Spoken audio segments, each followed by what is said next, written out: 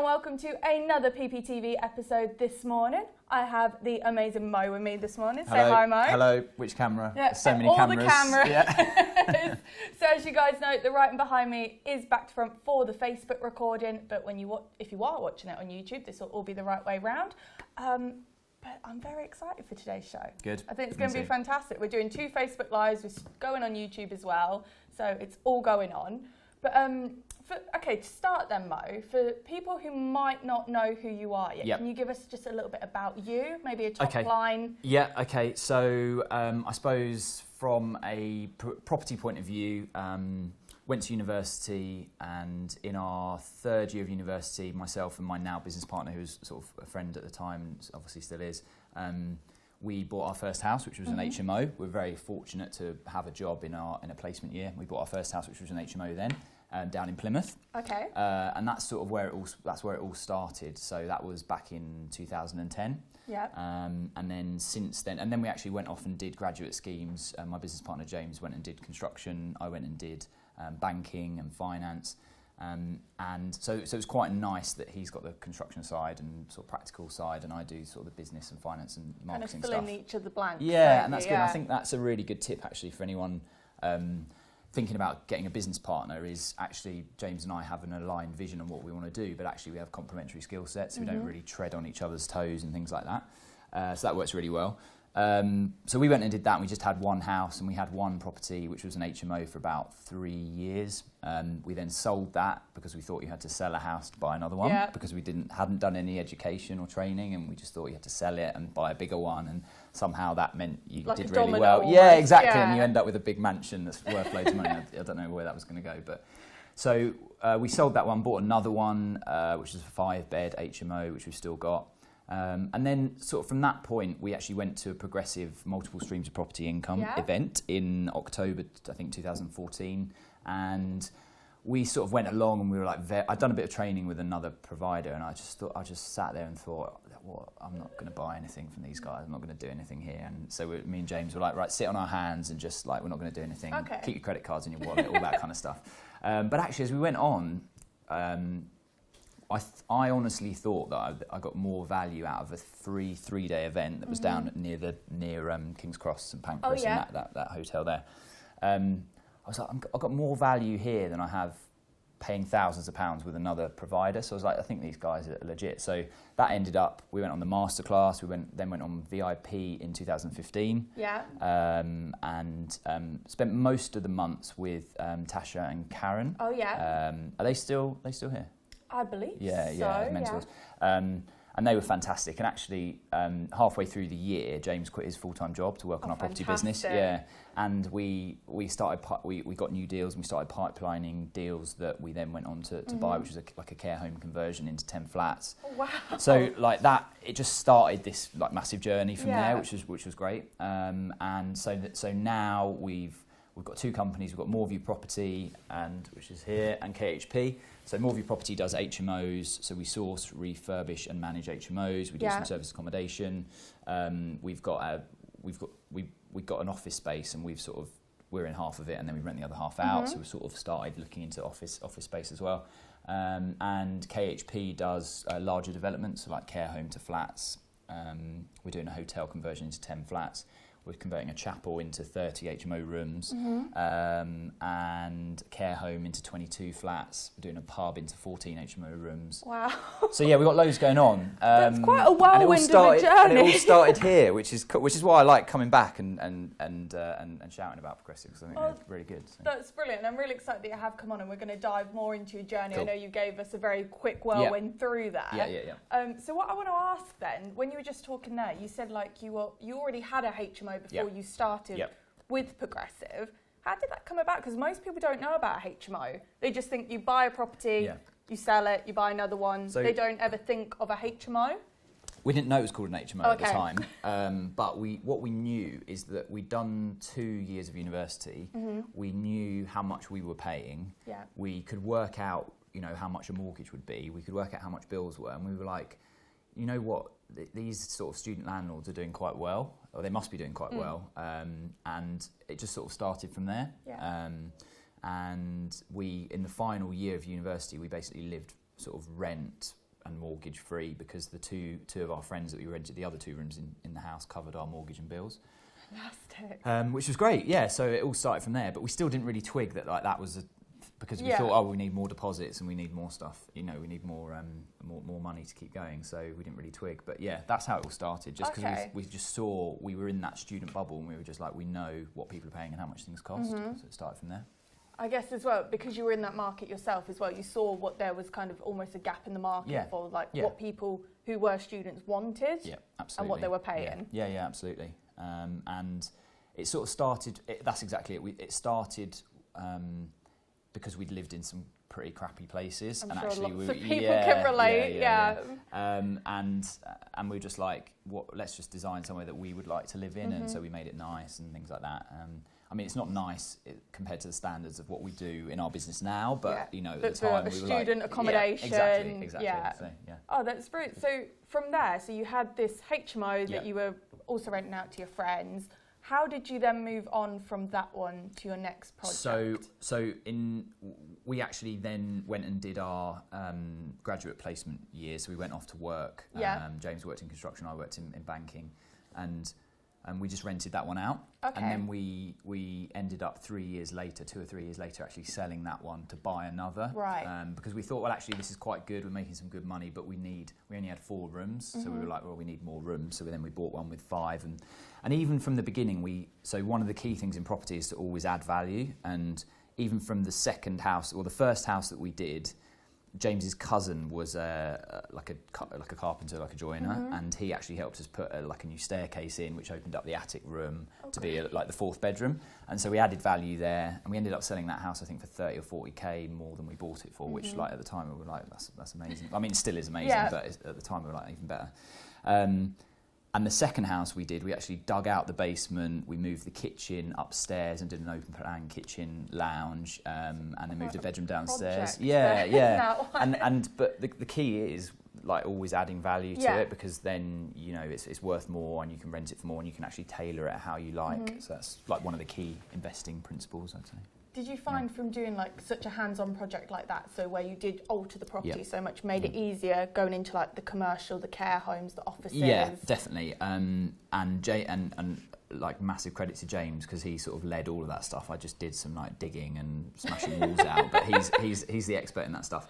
But I think what was key and what we realised after that one is you can't do it all yourself. Yeah. So we were like, I remember there was like one evening, it was pouring with rain, and I was mixing cement up outside, and it was one of those, you know, where it's like a basement room, but there's like a window, and I don't know whether it used to be a coal chute or there's like a window that's underneath the pavement level. I was outside mixing the cement up and then chucking it through the window because we were pouring a concrete slab in the basement room. And like at that point, you're like this is cool, and we loved it, and because it was really good fun, like hanging out with your mates and like working on your own property, and we got some of our mates down to help. But you're like, it's not scalable. You can't scale that. So I think that's probably the main thing from then to like now. What we do, you know, thankfully, I haven't touched a cement mixer for probably 10 years, which is which is good. But how did you find that then, starting like to leverage and like let go of control? Because a lot of people struggle with that. I know I struggle with that. I would say for me, it's been very easy from a practical point of view, because I'm not very good at practical stuff, even like DIY, and I'm not very good at it and I don't like it. So actually leveraging that stuff, I'm like, that person can definitely build those shelves better than me or whatever, right? So that bit's easy for me anyway. I think the harder bit is more of the office-based stuff that I do, so like the finance, the marketing, sales, letting go of that stuff when you're like, you trust in the team, but it's very hard, like you just said, it's very hard to let go. And I think it's like any growing business, that's one of the key challenges. But you've got to trust in the team, you've got to accept there's going to be some mistakes made and things like that. And we have quite a good culture in our businesses of sort of, there's a book called Black Box Thinking, which is all about how you learn from mistakes rather than having like a blame culture. So we use that a lot. So actually, if someone makes a mistake or something happens, or a process fails, it's not the end of the world, right? Just learn from it and move on. So that helps. But also, you just got to accept that if someone's doing it 70 or 80% as well as you could, but then we've got 15 staff at the minute between the two businesses. So 15 people doing things somewhere between 80 and 120% as well as I could do it is much better than me doing one or two things.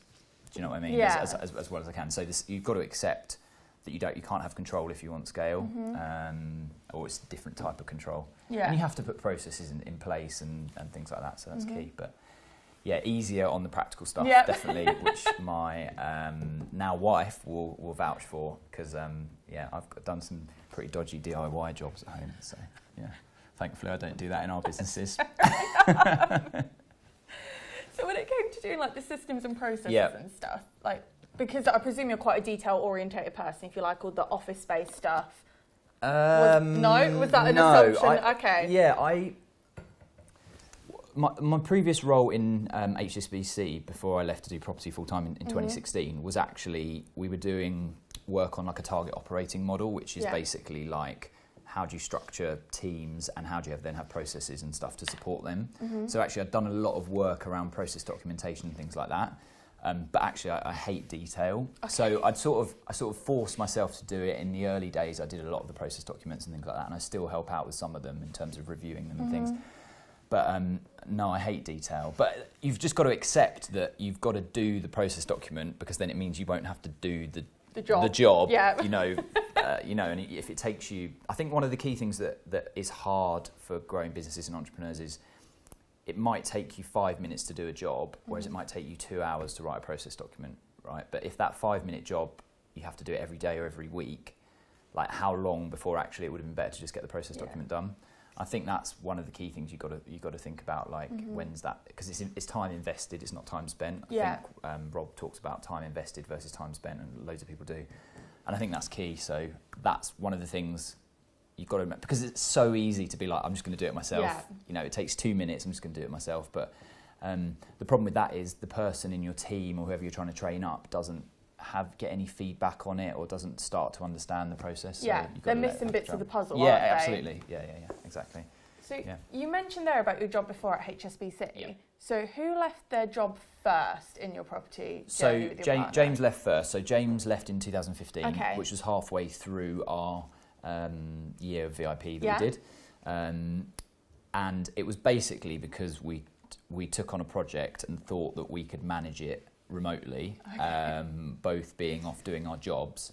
And actually we could have done, but then we were at a point where we could have either outsourced all the work and paid someone to do it, or we actually ended up paying James to be the project manager on that job. Okay. So it sort of worked because it then created a bridge for him to be able to leave his job, but then also work in our business. But actually the net cost to us was about the same. Yeah, and he still had that guaranteed income. Then, exactly, and that's what he needed. So so he left in 2015, and then I left in 2016, a year later. I think that gap between the middle of 2015 and the middle of 2016, I did enjoy my job, and it was quite, like, it was fairly well paid, but I would be always messaging him and emailing him, and more interested in like what was going on in Plymouth, and that's where we invest. And I just felt like, what am I doing? Like, I need to be doing that full time, because it's sort of like a gut feeling that like I'm missing out, and I want to be, I want to get stuck in and actually start to build my own, or build our own future. Yeah. So, I feel like a lot of people can relate to that with like, you want to do property full time, like you know that you could do it, but it's that fear of, no, I'm supposed to have a job. Like, this is what you're supposed to do. So I think like taking that leap of faith like is a big step for a lot of people. What advice could you give anyone who's like on the fence? So I think 100% do it if you're not sure, because if you do it and it doesn't work out, it's not the end of the world. If you don't do it and you're always thinking about what if, you get to the end of your life and you're like, actually, I should have taken more chances or whatever, and it opens up more opportunities. I think the other side of it is just be sort of realistic about. So I left and I thought I had about a year of living sort of expenses, income, enough money saved up to live for a year. So I didn't have to take any money out of the business. It actually ended up about 8 or 9 months, because I was sort of still living as if I had a job that paid quite well, and rather than actually, I've got this pool of money that's getting less and less.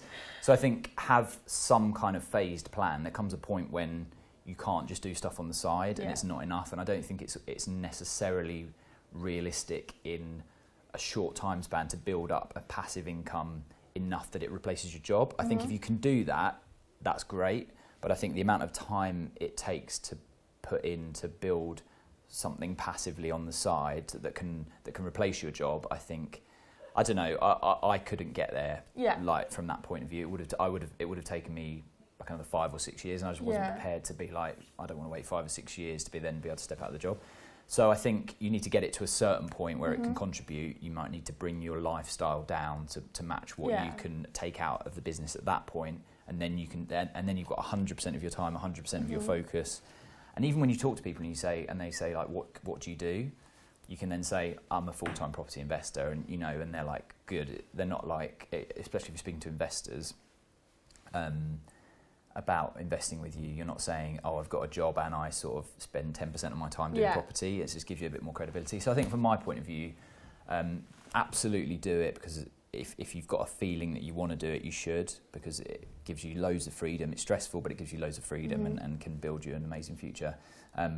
But just have an exit plan of like how you're actually going to finance it, because you don't want it, if it detrimentally impacts your lifestyle, your relationships, what you want to do, it's not worth it. So just think about that. Yeah. That's fantastic. That's a great answer. Thank you. A bit long-winded. No, I thought that was great. And actually, it reminded me a bit of, how some people, when they feel like they have to get the deposit themselves, they're already making those sacrifices of like not going out, saving the pennies. So a lot of people, I feel, are already in that mindset where actually, no, you can like scale back enough that you're able to do this full time. Yeah, so I think that's really good advice. Yeah, absolutely. And everyone's different. So some people, if you earn less in your job, the jump between your job and having enough income from property to replace or nearly replace it is not as much. If you're in, if you earn a lot more money, it's going to be a bit more difficult. So can you bring your cost of living down enough to sort of to allow for it or not? So yeah, that's it. No, that's brilliant. You mentioned there about Plymouth, obviously. Yep. So how did Plymouth come back? Is that where you went to university? Yeah, that's where we went to university, and the reason we invest there is it's an amazing part of the world. It's really nice down there, and we know the market. James, my business partner, lives down there. My other business partners in KHP live there or nearby, and it's just really good from a yield point of view as well. So purely from a property point of view, the property prices are cheaper than a lot of other places, specifically London and the southeast. But the rents aren't proportionally lower, so actually you still get a really good rental income, less than like London and things like that. But actually, we're picking up 5-6 bed HMOs for 180, 200k, 205k, and we then have to spend a lot of money doing them up. But you compare that to any kind of property in London or the southeast, then it's you don't get as much yield and return on it. So that's one of the key reasons. It's a really nice place. We know the market, and the yields are really good down there. Yeah. And there's a lot of inward investment. I actually did a webinar, first ever webinar the other day. Yeah. And I went through on that, just explaining like the inward investment into Plymouth, why I really like Plymouth and stuff like that. So I'm confident on Plymouth. That's brilliant. And we know it, and you've got to invest where you know. Yeah. I hear a lot of people, that are based in London and the South East go up north or go to Wales and things like that, and like that's fine as long as you accept that you don't mind doing that journey and you don't mind giving up your weekends to go and do the viewings and things like that. I was going to ask you you about got teams in place, travel and everything we spoke about before. Like, do you use that time wisely? Because obviously it is a bit of a journey to get from London to Plymouth. Yep. I've got a good tip on that as well. Yeah. So the journey from Paddington to Plymouth is I think it's 2 hours 59 is the quickest train, which I get usually get on a Tuesday morning, and then I come back on the 6 p.m. train on a Thursday. So I'm down there for 3 days. So what I've done, I started off standard class both ways, right? And I found I couldn't really work on the train, but actually the train down was all right because it's so quiet. You can get a table in standard class and it's fine. But on the way back, it's so packed that you might get a table. If you do get a table, you're still going to be sat with 3 other people with their laptops out and all of that. So actually on the way back, I go first class, so that is more expensive, but you book it in advance. But it's sort of a little hack around, if the train's really quiet, you can still be in standard class and get the same amount of work done as if you're in first class. So that's working really well for me, and I get 3 to 3.5 hours of uninterrupted work done, which is really good. And actually, sometimes if the signal, I usually tether my phone because the train Wi-Fi is never that good. But even if that drops out, I've got work that I can line as well, so it's quite a nice sort of focus time. And people don't ring you because you have that awkward chat where you're like, Sorry, I'm going through a tunnel. I actually did it this morning on the way up here. I was like, so I'm going through a tunnel. I'm going, you've gone, can you hear me? Can you hear me? Can you hear me? And everyone's looking at you on the train like you're a nutter. And so you don't get that, which is really nice. Yeah. And I think as well, like paying the extra fee, if it is more expensive for first class, like... You've got to value your time. Exactly, the uninterrupted work time that you're getting there surely is worth it. Absolutely. I think, again... Sorry, this progressive water is amazing.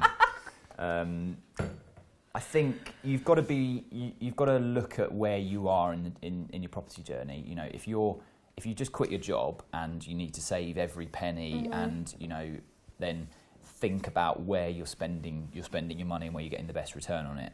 And if the journey's short, is it worthwhile? Those kind of things. How much is the difference between first class and standard? I think for me, we've got a team of people working in our companies.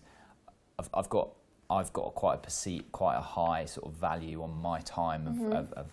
So if I get 3 hours work done on the train, that's way more than the price differential between standard and first class. So. Yeah, but it's about being realistic because you can't travel like that all the time. No. But, well, depends. Again, it depends where you are on the journey. So, but for me, I completely value my time enough to spend the extra on the way up, on the way back from Plymouth. So, that's brilliant. Yeah. So you mentioned quite a lot of ongoing projects that you have at the moment, quite a lot of projects. Do you have like a team finding these deals for you, or is that yourself and your business partner? Like, how involved are you in that process?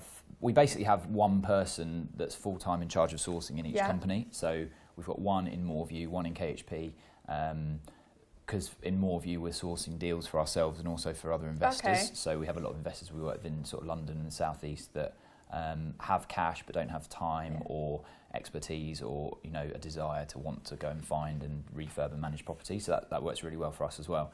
So we've got a full-time deal sourcer there, and we're sort of sourcing 2 to 3 new HMO deals a month on that side, and then we review the investor packs. We produce an investor pack and send that out to our investors. And then on KHP side, we have someone full-time, probably actually they're about 85% of their time is on sourcing. The other stuff they do is sort of sales and marketing.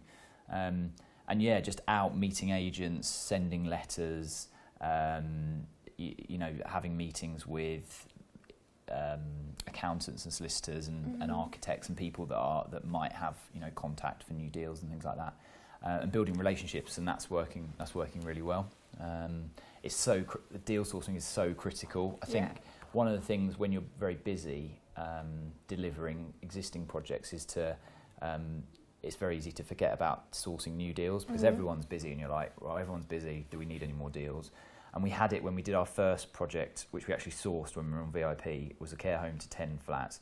And we actually had quite a big gap from when that finished and all the units sold until our next project was on site, because we didn't source the next project early enough, because that was our first project in KHP, and we hadn't established a strategy to become a development company and things like that. So, and because of that lag, we then had, maybe a year, 18 months when we were doing other activity and things like that. We were buying HMOs and we did service accommodation and we did other stuff, and we'd sourced this next deal, but it wasn't like we finished on site and we were on site at the next one the next day, or there wasn't any overlap. There was a gap, and so I think that's a really important piece of advice from a sourcing point of view as well, just to think about how your pipeline's feeding into your current projects and trying to schedule it all out to maximise your resources. That's quite a good lesson to experience at the start of the journey exactly. as well. And ever since then, we've been very focused and been like, look, we know where our projects are finishing and where we need to start new ones.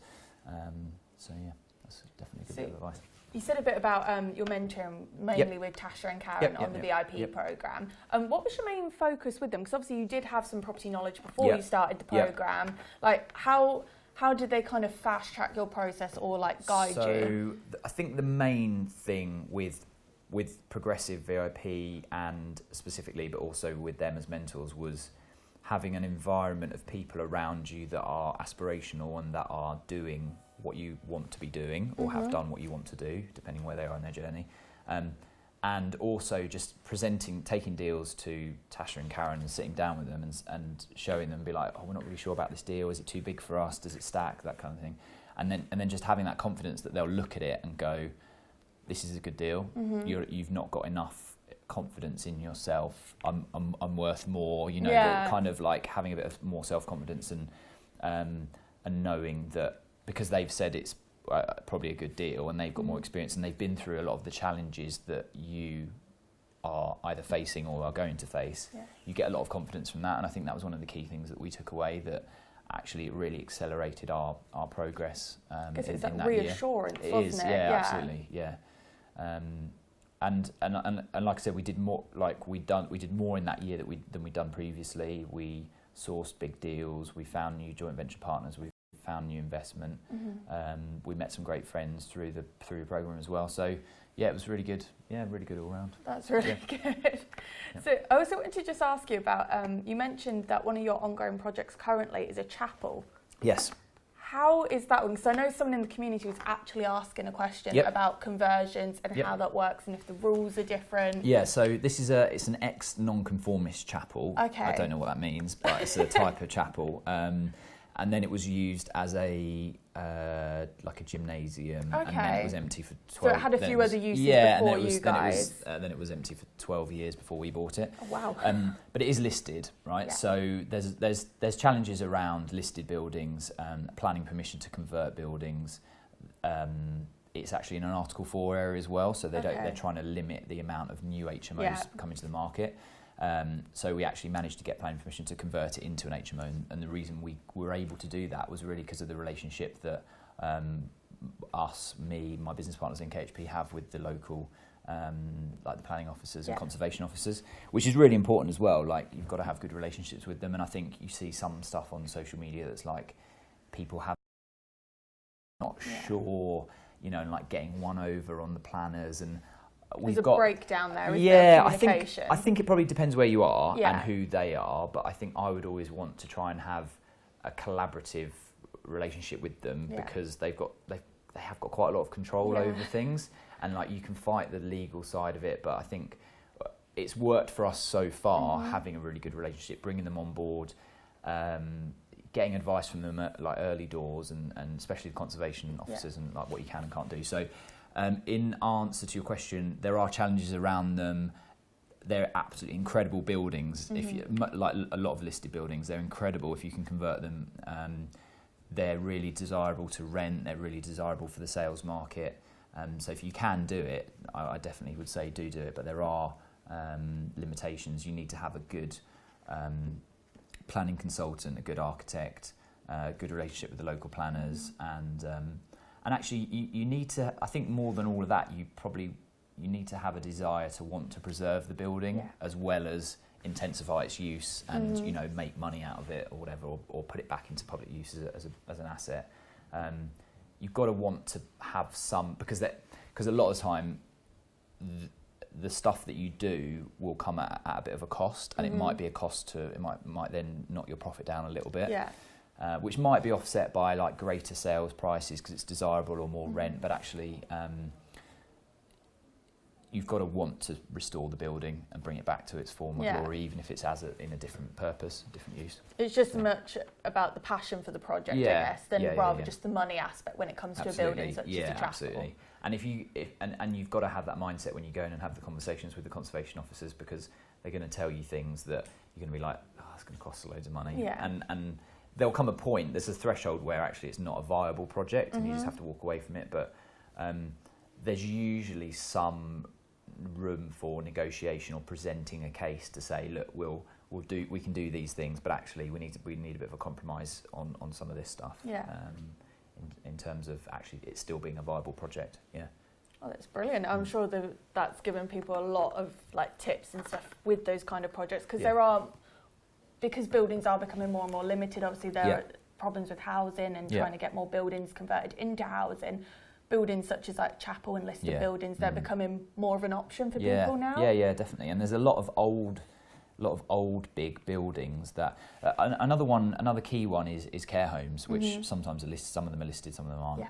And a lot of them are sort of old buildings that have been quite badly extended and they're not fit for purpose. So there's quite a nice opportunity in care homes. They're not easy to pick up because everyone's sort of around them and like on them. But if it's a care home that's gone into administration, a lot of times it's because it can't compete with the purpose-built care homes that are being made, and they get the older style care homes that have been converted get criticised by the CQC, the Care Quality Commission, just because they can't provide the level of service and facilities that you can with a purpose-built new block. So that's another opportunity. And again, sometimes they're listed, sometimes they're not. So just another one to look out for really in the areas. Yeah, definitely. Awesome. So I also want to talk about, because as you can see on the screen behind us, you do also have a podcast. We do, yeah. Which I think is really interesting, and I do want to spend a bit of time on that because there's Anglos. You've had some amazing guests on. We have. We've had, in fact, the week before last was one of our best weeks. Right? I love all of our podcast guests that we've had on, obviously equally. But we did have a good week. The week before last, we had Rob Moore from Progressive, Mark Homer from Progressive, and Grant Cardone as well. And that was amazing. That was like, it's weird. I got a weird inspiration from that interview, and I don't know. I am inspired by all of our guests that come on, and I always pick up there's little nuggets of things, and like we drill into certain information, and it's really good. It's almost like the podcast is, as much as it's for everyone else to listen to and get inspiration and stuff from. Almost find it's like my own personal development as well, because you're talking about a lot of personal development subjects and business and you have big stuff names like that. as well on there. Yeah. So. But during that interview, I was just like, it's just another level of thinking big. Actually, from Rob and Mark and Grant, but mostly from Grant, where he was just like, people don't think big enough. And I think the main thing he was saying was, people don't think big enough, and it means the sacrifices that you go to, you can't reconcile in your head as worth the upside. So actually you need to make the upside so ridiculously big and have massive goals that when you come across a stumbling block or a hurdle, you don't mind, because you just keep pushing through it because it's worth that ultimate goal. So I think thinking big was one of the main things that took away. I think that's one of the biggest things I picked up from Grant's visit when he did come for the podcast. He'd done like the podcast circuit. He obviously came for the Super Conference, but it is very much, I think, in British culture to think stay in your lane. Yeah. Like, you're kind of looked down on if you start thinking too big or thinking that you can do these bigger projects and things like that. And he said that, and he was saying sort of like, people go, well, why do you need that? Why do you need more money? Yeah. Why do you need to do that project? Why aren't you happy? Why aren't you satisfied? And it's actually, it's other people projecting their own insecurities and their own sort of limiting beliefs around what they can achieve onto you. Yeah. They don't want to see you succeed. No. And it's oftentimes it's not malicious. No. It's just coming from a place of they don't want to see you fail, and they think that actually trying to aim for more equals more chance of failing. So most of the time it's not malicious. Sometimes it is, obviously, as we know. But actually, what was it? Gary Vee had a good quote the other day, which I shared. It was, the people that are booing... I know I'm going to mess it up. I do this on the podcast. Anglos laughs at me because he's like, you really murdered that Tony Robbins quote, because I'm like, I get a Tony Robbins quote and I'm like, yeah, I think he said something like, blah, blah, blah, and then it loses all its like meaning.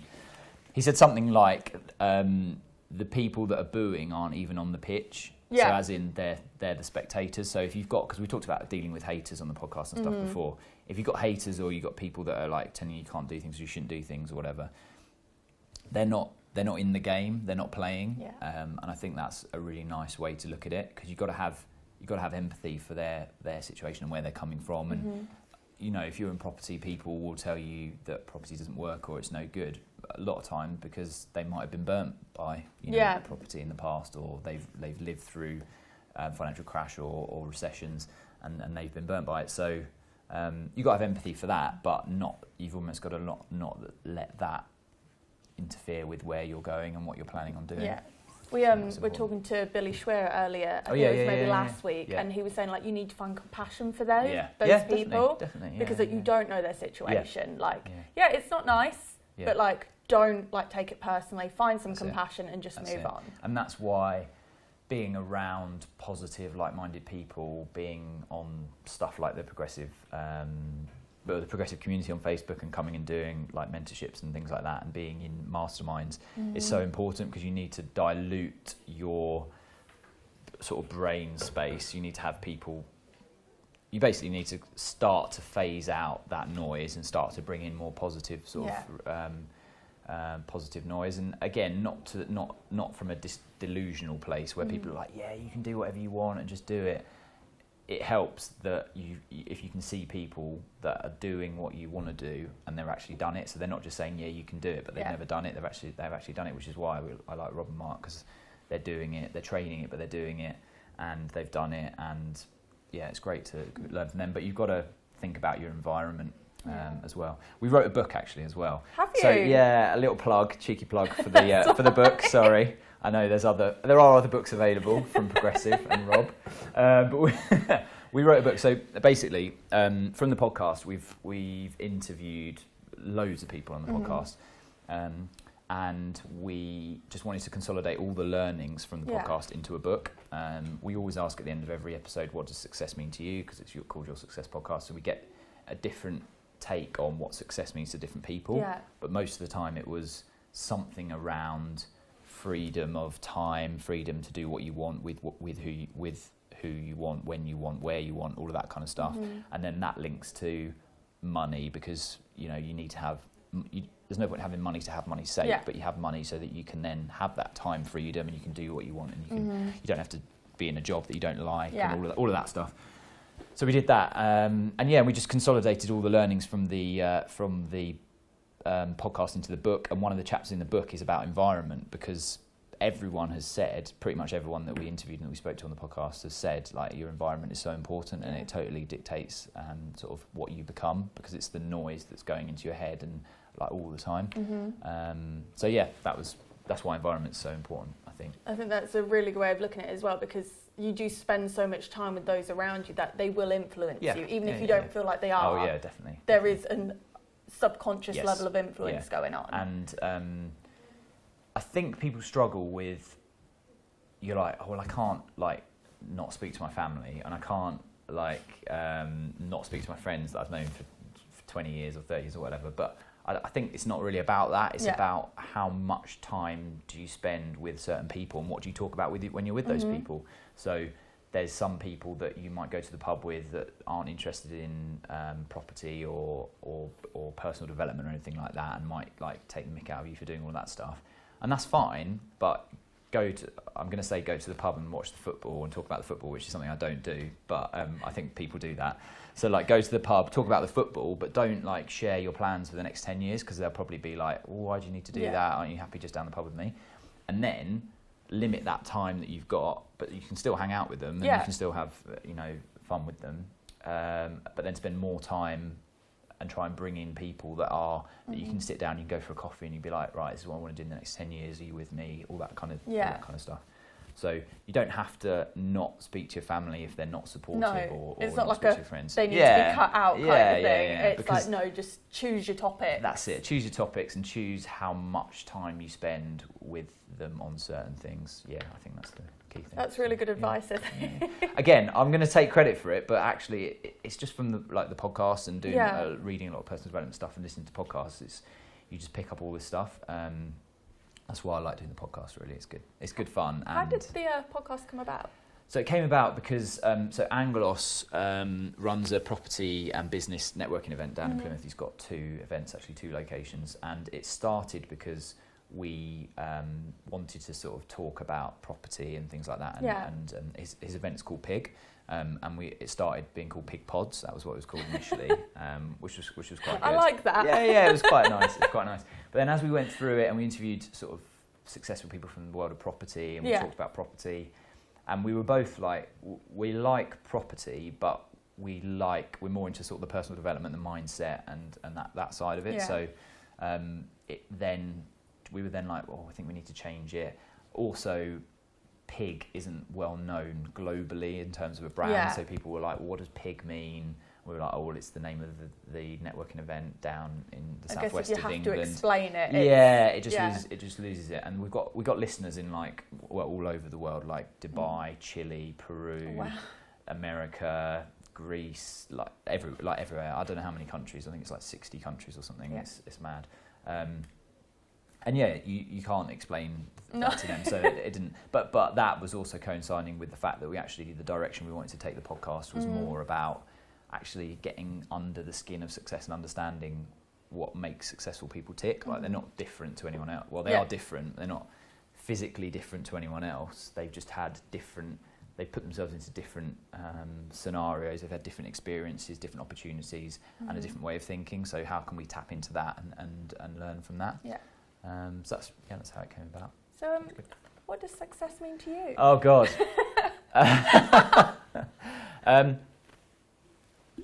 I'm just going to read off what I got get in the book. Book out. I think I've got a copy in my bag. I don't actually. So even before we did the book, I would have said success means like happiness, and I've always said that actually I just want to be happy, and like sometimes that means you have to make sacrifices because you're going to be happy in the long term and all those kind of things. But actually, I think I agree now, and I think I'm more in the mindset that actually success is freedom, and I think that's why, even though I did all right in my fairly short career, I wasn't free, and I've always been quite free. I'm an only child, so I'm quite independent and things like that, and I've always been like that. And I think that's what I equate success to, if I'm free. And I think that's one of the hard things around when you run like companies. You have to be very organised, and actually you do lose a bit of your freedom, but actually it's for the greater good. So like I have to be on calls at these times, and I can't just on the one hand, I can just come up and do stuff like this, which is amazing, but actually I can't just do stuff like this all the time because there's still the business to run. So freedom for me, totally. And I think again, I've always worked from like as early as I can remember. Like I started off earning £2 an hour in a fish and chip shop when I was like 15, and I loved it because I got £2 an hour and I got like unlimited like pucker pies at the end of the night. Like these pucker pies that have been in the heater for like, they just stay like you felt warm. So lucky. And I was like, I'm smashing this. I'm winning in life. So I've always worked, and I've always worked because I always wanted the money. But then it's not the money that I wanted; it was the freedom. So it sort of all makes sense. That all makes sense now. And I think I grew up, and I've been very fortunate in a number of ways. I went to like a grammar school, and my mum like really looked after me and things like that. But we never had. Well, it's all relative, but we never had like loads of money compared to like friends and stuff that I had. We always had, enough money, and I did absolutely everything that I wanted to do. My mum wanted me to do, but I thought if I actually had more money, I could do more things, and I think that's the freedom part. So that's what success means to me. What does success mean to you? Well, see, to me, like I was thinking along the happiness lines. I was like long-term happiness, but then obviously you've just kind of said about how you've moved on from that way of thinking. Well, I suppose then what makes you happy? Because then if you say happiness is the goal, what makes you happy? And then what makes you happy is... freedom, isn't it? So, probably, well, doing what you want and having money to do... If you like going on holiday or you like buying whatever, then you need money to do it. Yeah. The money's a facilitator, right? Yeah. It's just a method of exchange. So I think Rob says it best. So when people say, that money can't buy you happiness, he's like, yes, it can. Like without money, you can't do the stuff that makes you happy. Yeah. And I think that's a really like nice take on it. Like money isn't a bad thing to want. It's pointless to have it for having its sake. Yeah. Like look at it in the bank, but actually, if it gives you security, if it gives you options, if it gives you memories. I think I'm a massive fan of the buying, which has changed as well because I probably still a little bit of some like used to buy like things over experiences, and now I think I've shifted a lot more to like it's all about the experiences and not the things. And I still like to buy things sometimes, but it's spending money on experiences because then it's memories, and it's actually that's what life's about. Because at the end of the day, you could just have a house full of stuff, but have your lift. So. Yeah, and how much time do you get to use all the stuff? And I bought so many things that I've just not used. I've got... They're still in the boxes. Most of the time, my mates get a really good deal because I buy. I'll go through this thing where I buy it. I bought some DJ gear when I was at uni, and I was like, I'm going to be a DJ and all of that. I bought these expensive headphones. And then basically sold them to my mate when I wasn't using them for a quarter of the price. So usually I buy them, don't use it, and then my mates get a really good deal. They love you. I know. It's probably the only reason they're friends with me. One of those hoverboards. Remember those? Yeah. I bought that for whatever it was, stupid money. Use it? I used it a little bit. We got some good memories out of it because actually we got friends round spinning around on it and falling off. But then I sold it at a car boot for £10 and it cost me £300. It was just terrible. Yeah, it was painful. So it's just again, I think that's why what Grant was saying as well is you can rent things and have the pleasure of them, and if you want to drive a nice car you can just rent the car, or if you want to go to a nice holiday place you don't need to buy a holiday villa, you can just rent it on Airbnb. On his visit to the UK he rented a castle. I know, we went there to do the podcast. That's crazy. Yeah, it was awesome. But yeah, exactly. You don't need to own it. You don't need to have all the running costs. You just I just want to be in the castle while I'm here. Just pay for it a few days, and then let someone else worry about the maintenance of a hundreds and hundreds of year old building. Yeah, so I think that's a nice thing as well. And I think with the economy changing to sort of sharing economy and things like that, you'll increasingly be able to just buy. Well, you can do it now. People are renting each other's cars out, on an Airbnb model. So I think that's cool, but again, you need money to do it. But you're buying the experience rather than buying the thing. Yeah. So that's cool. And I like what Gary Vee says as well around think about why you're buying. Are you buying things to just impress other people, or are you buying it because actually internally it makes you really happy? And even if no one knew you had that thing or you did that thing, would it still make you really happy? And I think that's a good way, because I think a lot of people, probably I'm guilty of it as well sometimes, is you do something or you buy something or you say something because you think it's going to make you be perceived in a certain way. But I think that's great advice as well. So I like that. Brilliant. Yeah. Well, thank you for coming in today. That's all right. Sorry, it's a bit long, isn't it? It's a bit rambly, but I love chatting. So. Really good. Yeah. You're giving so much value and tips that I think loads of people can take away from that as well, myself included. And I'll be looking at the book. Yeah, and the podcast. The podcast. Yeah, I listened to your Mark, Rob, and Grant one as well. Really enjoyed that. But I think it's fantastic, and I'm really happy that you came in today as well and took the time to come. Talk to the community, the YouTube channel, your own following as well. But yeah, so obviously, guys, if you do have any questions for Mo, feel free to pop them in the comments either on Facebook or the YouTube channel. And if you want to know more about him, we can get you back in for a part 2. Yeah, absolutely. And discuss in more detail. Yeah, that'd be really good. But go check out his podcast. You want to tell us the podcast name and the name of your book before you go? So the podcast is called Your Success Podcast. It's available on all podcast platforms, Spotify and podcast app on all of them. I don't know them all. Stitcher, iTunes, all of that. The book is called Your Success. And you'll be able to find it on Amazon, like most books. And if you want to know more, my website's mohaykir.com, or you can search Moorview Property or KHP. Give me a shout. I'm more than happy to chat. If you're just starting out in property, I'm happy to have a chat about things. So get in touch. Excellent. I love chatting, as you can tell. So no, it's been brilliant. It's been a really nice conversation, really, this morning. I've loved it. But that's it from us then, guys. So we're going to sign off to you all now. But thank you for tuning in. Hope you've got lots of value from this episode as well. And I will see you all on the next one. Cheers. Bye. Bye. Hi, so I hope you enjoyed this week's episode. If you want more content like this, make sure you click that subscribe button below and the notification bell. And we will see you all on the next episode.